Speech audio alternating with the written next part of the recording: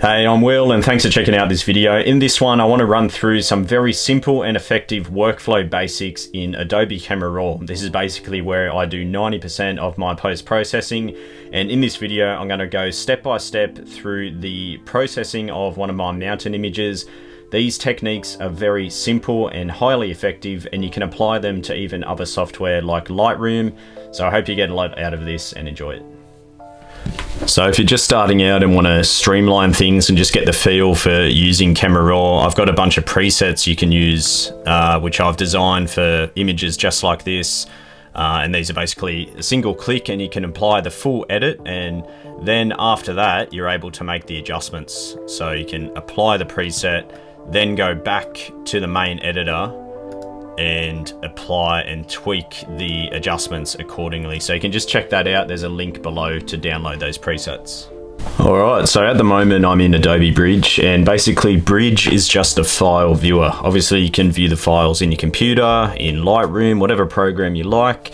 I just like to use Bridge because, one, I don't use Lightroom, I just use Photoshop, and Bridge is just a great way to view the thumbnails, and you can see the metadata down the bottom. Real easy to navigate and just scroll through your files themselves. The file I want to process today is just here, number 59. It's an aerial mountain image. Now when I'm in Bridge, when I double click the raw file, instantly Photoshop opens up, and what Photoshop does is it basically recognizes it's a raw file and says, all right buddy, here is something called Camera Raw, which is a nice, easy, intuitive way to develop the raw file. So this is what's on the screen now, Adobe Camera Raw and version 13.3. So they're always updating. If you're part of the photography CC, the subscription there, it updates every few months, just minor little updates that they do. Now, if you're a Lightroom user, of course, it's very similar. It's the same company, it's Adobe. So whatever I show here can be quite easily transferred over to Lightroom as well. And even just the principles and things that I apply to the image can, it's gonna work across a range of images, and it doesn't really matter about the software that you use. And I guess that's one of the points I'd like to put forward, is that it's not so much how you do things, but why. Why are certain things applied to the image? What's the result? What are we trying to achieve? Because at the end of the day, it's visual art, and it's all about that visual aesthetic, but how do people look at the image? Are they seeing it the same way that you do, or that you'd like them to? The first thing I do when I pull up a raw file is I like to just take a minute to look at the shot and pre-visualize the final result. It's also worth noting that the raw file, the white balance, the contrast, the colors, it's all quite stripped and it's off compared to, say, what the human eye would have seen or how a JPEG would come out. So when you do, say, before and after the edit, it looks quite dramatic sometimes, depending on what your processing is. And that's because the raw file, it's by nature, it's raw. It's just like developing film, to a degree. Probably not that extreme, but you get the idea. So I like to look at it, pre-visualize the final result. When I look at this image, it could go a few different ways. You could easily do a monochrome shot here. You could do a black and white, a cool mono, or I could even warm things up. I think today I'd like to show you, because I want to show you a range of common tools that I use, we'll keep the color, and I'd like to introduce some warmer tones. This was pretty much shot in the golden hour, but it's just not quite coming through in the image. There's some nice light throughout the landscape, so good contrast and tonality. I want to introduce warmer highlights all through the shot. Of course, effectively, I want to lead the eye to this central peak in the middle. I also want to enhance the light source coming in from the left-hand side. You can see on the left here, the light is hitting that cloud, and then of course hitting all the landscape itself. I want to enhance that more. We are drawn to light, and in your image, if you can have an area of bright light somewhere, particularly in the background where your main subject matter is, that's highly effective in leading the eye through the scene. So I really want to enhance some kind of side light here in the top left coming into the frame. So I'll show you how we can lead the eye through the scene, create a warm tone to express that golden hour even more, put that side light coming in, maybe enhance some of these ice details as well. Let's just get into it. I don't want to show you every single tool in here for two reasons. One, you're just going to forget half of it, and two, I don't even use half of it. I don't use much at all. So I'll show you exactly what I would do for this shot, and as it will turn out, a lot of what I do here can be applied to a lot of these style of images with dynamic light. Under the basic tab here is where we get a lot of the standard adjustments, or I guess the basic adjustments. Firstly, I'll look at the brightness of an image. If it's slightly under or overexposed, you can see the settings here: ISO 200, f11, 1/1000th of a second, and 400 mil. So it's quite bright. That's a good thing about shooting snow and ice. It is quite bright, which makes it easy to get the ideal settings that you're after. So I've used f11 to try and pick up that depth of field, because obviously I wanted to be sharp here on these crevasses, and then obviously want to be sharp in the background as well as it is. So I'll zoom back out there. So to zoom in, you can use the mouse or your trackpad and zoom around. I just do Command plus or minus to zoom in or out, and Command 0 to go back to the full screen. So getting on with it, yeah, looking at the histogram, all the data has been captured. That's what I'm typically trying to do when I'm out in the field, is make sure I'm capturing all that data, because that gives us this great linear movement when we get in the computer. If you're shooting obviously underexposed, you're only going to be able to reveal so much of the details, whether it's the shadows or highlights. So looking at this shot, I'll probably bump it up slightly with the exposure for now. And then looking down, obviously it's all pretty self-explanatory. Contrast is obviously what it does. It's making brights get brighter, darks get darker. You can see the way that that histogram spreads out there. We'll do some of that manually shortly. I'm going to leave all the shadows and highlights for now. The whites, we might introduce some white, because white is basically light. It's in the midtones, so watch the histogram slide on that right hand portion and look at the image itself. You can see the way that we're raising up the light in all the right areas. So I'm going to pull that up, say about 40. Texture, clarity, dehaze, I very rarely do these globally, because everything we're doing here is a global adjustment, meaning it's across the entire image. I'd rather do those locally, so we'll get to that soon. Vibrance and saturation, let's apply a touch of both. Probably no saturation actually, so saturation bleeds out pretty quick. It's more on your shadows and highlights. You see the vibrance here is much more subtle, but even then I'm going to leave that for now actually as well, because I don't really like all the blue in the image. I want to go for that warmer look and probably remove a lot of the blue. So for now, the basic area, that's all I touch. I never touch the white balance. If I do temperature or colors, it's typically going to be here to begin with, and we might do that now actually. So the temperature, let's bring that to the right. You can see instantly what that's doing. It's warming everything up. It's removing a lot of the blue. And most shots you want to have lucky magenta and greens. Depending on the white balance and the scene you're shooting, you might have a bit of a green tint or a magenta tint. This shot, we might leave that around there. If you accidentally hit one of these sliders in a weird area, just double click and it will go back to the default. So just keep that in mind. You don't have to panic. It's just like resetting. Otherwise, Command Z to undo. I'm going to jump out of that basic tab now.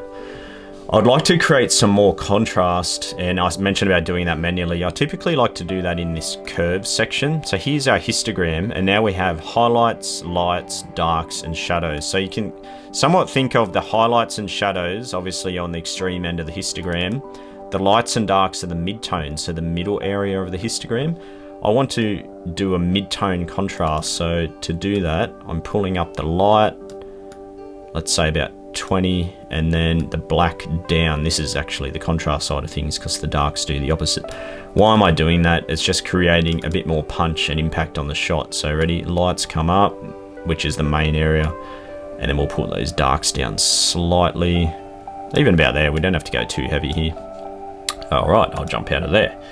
Now, I mentioned about warming up the light even more. We did that with the temperature slider. Let's now do that with something called color grading. When we jump in the color grading, we have these three wheels: shadows, midtones, and highlights. And we can now introduce different hues or colors on any of those tones. One of the most powerful things you can do is warming up highlights and cooling down shadows.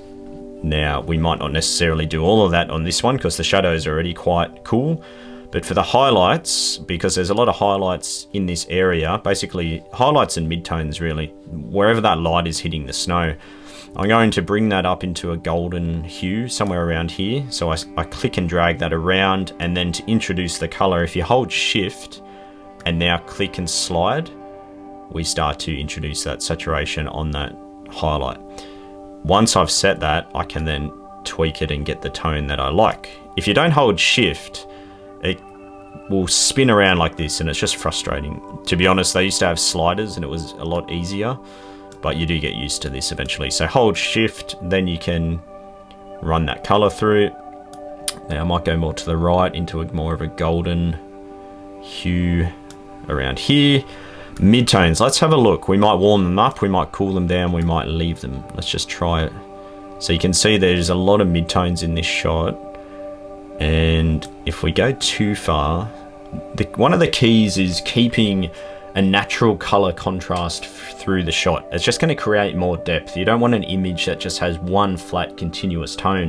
One of the hardest environments to shoot and process is a forest, because you often just have green upon green upon green, and one of the processing things I'll do there is create different hues of green to show off the depth in the image. So same here, we don't want to just have warm everywhere, so we could even have a look at cooling down those midtones, but I don't really like that result. That's somewhat going back to what we began with, so I might go back to the warm but just dial it right back so it's hardly doing anything.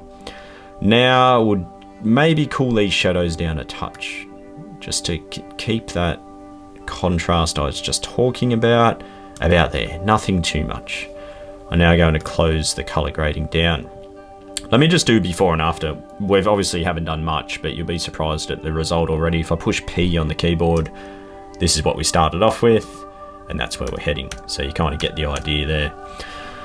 Now, let's start to work with some light. This is my favorite thing to do, is using a tool called the adjustment brush, and this allows us to go in locally and make any adjustment we like. So here's the brush up here. When I select this, you can see it says brush up the top. We have all these sliders down the bottom, similar to the basic edit tab as well.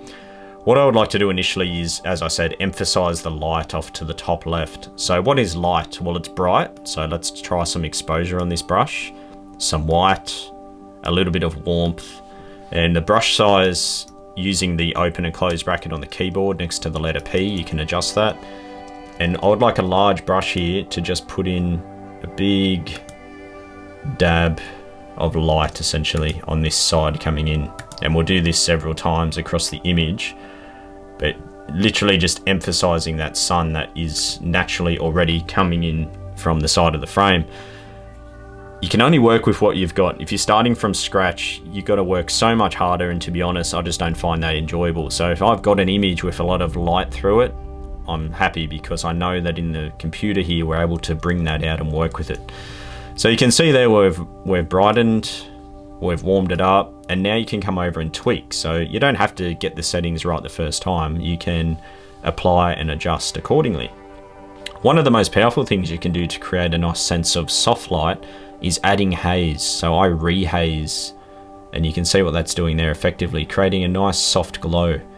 So how about we leave that there? Now I'm going to get out of the brush and go back in. Now I've just got to reset brush basically, because down the bottom I've got these reset sliders automatically. So every time I go in and out, it just resets. What I'd like to do this time is maybe add some more light in the center of the image where the mountain itself is. So I'll bring up the whites again, some slight dehaze, some slight warming on the temperature, and this time just in the middle here to make sure that the eye flows through to that centralized part of the image. I don't want people falling off the frame. I want people to be guided to that center area. So I might even bring up the exposure a bit, like so. All right, now I'm going to do another brush and bring out these beautiful ice details. So I'm going to bring up texture and whites. Remember, white is light, and do a smaller brush and jump in here. And it's not really strong enough yet, so we'll tweak that in a moment. Might even cool it down a wee bit, about there, because we've got all that ice, the deep ice in the crevasses. Now let's bring up the whites even further. Now I don't want this to take away from the mountain in the back. I just want these details to be seen and enjoyed. Okay, new brush time. Go back to a new one. I'm going to just bring up whites in general and just do a little bit of essentially dodging. So just bringing up light in various areas of the image, running it through here, down the side of the mountain. Not too concerned about the bottom because I like to flow from darkness into light. If you brighten up the bottom of the frame too much, it will just drag the attention away from that main subject in the background. If you want to see where you've gone with a brush, you can simply turn the mask on up the top here and it will show the outline of where you've been. There's an eraser tool, so you can select this and run through and remove any of your brushing.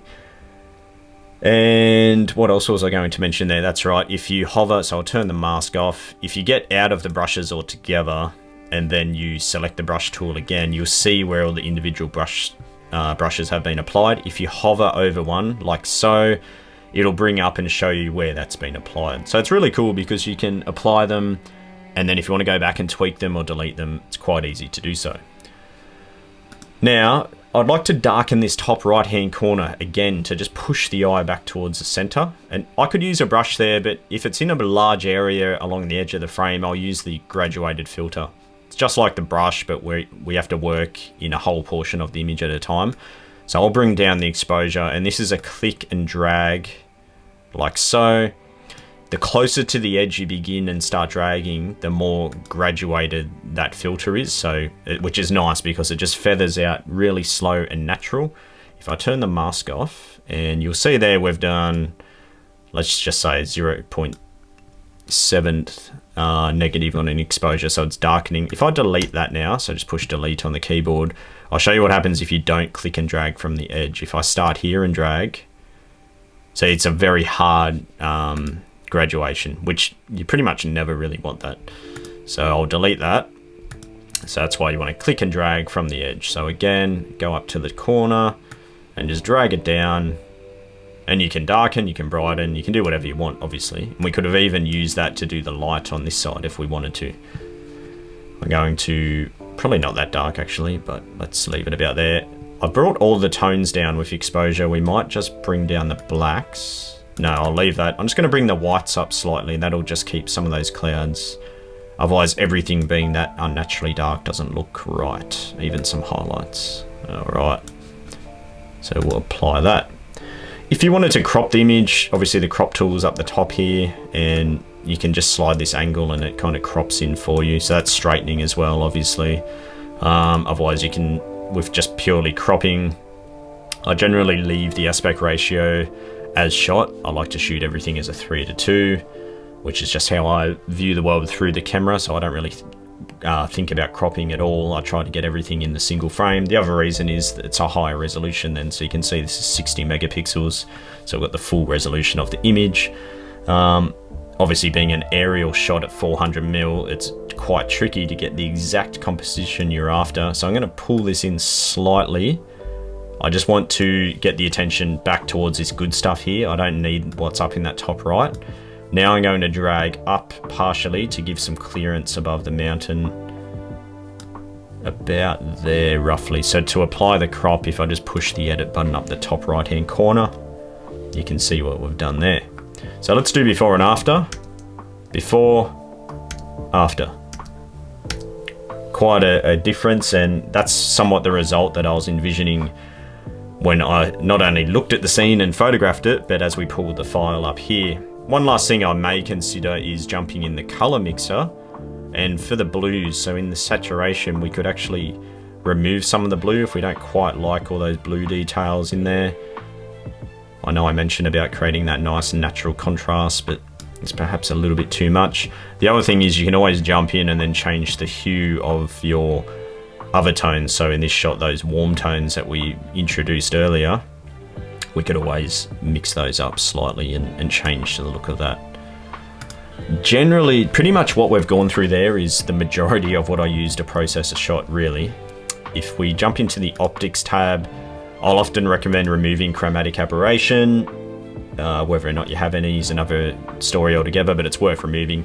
You can also do the profile correction. This is where it will get rid of any vignetting or distortion of the lens. I'll mainly do that on a wide angle scene where I have a straight horizon and it might be getting warped quite bad. Otherwise, I'm not too fussed on there. Typically, I'd say apply this first before you start out. That way, you might have some vignetting that you like and you don't want to remove it. but I'm pretty happy with those results there. Looking at the histogram, you can see now we actually have a bit of a highlight going on that's starting to get lost. That will be our nice highlight in the cloud. We could always recover that if we were being a bit strict about not losing any detail anywhere. I don't mind it. What I'll probably do is leave it partially recovered, but then the whole image I'll bring back slightly just to keep that darker sense, that darker mood going on there. Something like more or less around there. All right, now if I push done here, it will remember all the editing I've applied. If I go back to bridge, we'll see the file, there it is there with the edit applied. So basically wherever your raw files are saved, mine are saved on a portable hard drive.